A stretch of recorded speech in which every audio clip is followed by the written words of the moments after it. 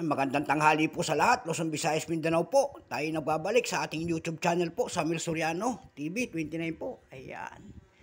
Mayroon na naman tayong pag-uusapan po na barya. At ito ang ating hilig. Ayan. Barya. Ito ang ating hilig.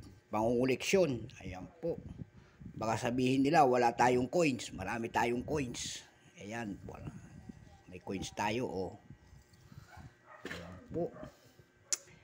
Magandang tanghali po, Luzon, Visayas, Mindanao po, kung saan kayong panig ng mundo po. Ayan. At tayo nakikiusap po, kung gusto niyo mga video na ito po, pakipindot naman po ang ating notification bell, subscribe, share, i-like po, sana. At nakikiusap naman po, mayroon tayong barya nandito sa ating harapan po. Foreign coins po ulit, kung tawagin natin. Ayan.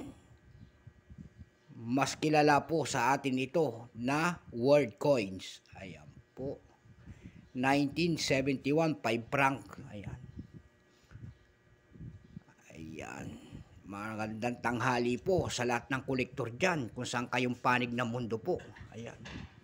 Tayo nagbabalik dito sa ating vlog. Meron tayo rito po.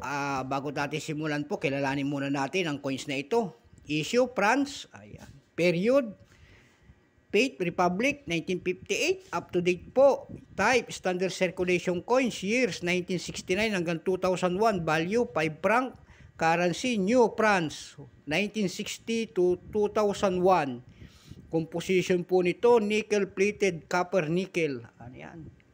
May bigat po itong 10 grams, may haba pong 29 mm, may kapal pong 2.9 mm po. Siyempre, ang kanyang shape round.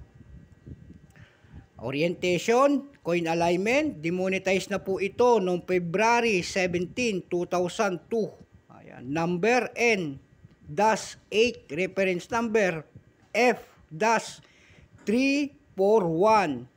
Liberty Eagle Paternity po ito kung tawagin nila. 1971 po ng France. Coins France. Ay, ang ganda.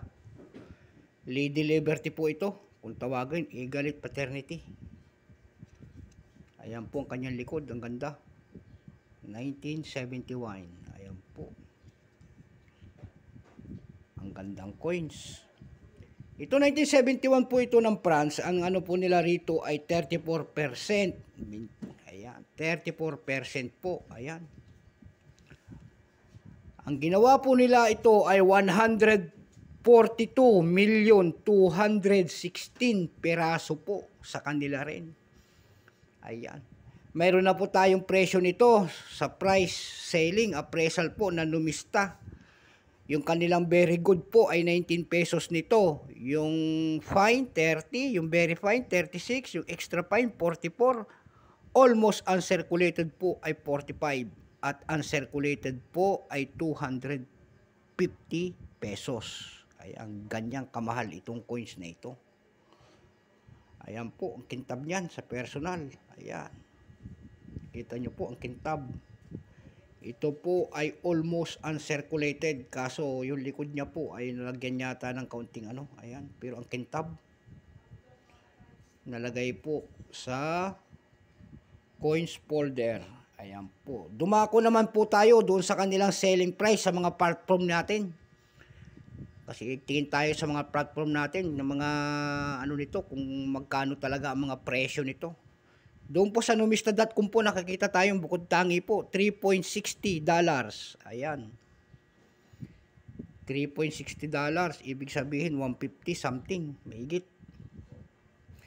Doon naman po sa ab.com po, dumako tayo doon. May nagbebenta po doon per piece. $2.99. Ayan. May graded coins sila doon na nakita ko. Graded coins. Ayan. Graded coins po, binibenta niya po ng $122.24. Ang laki. $122.24.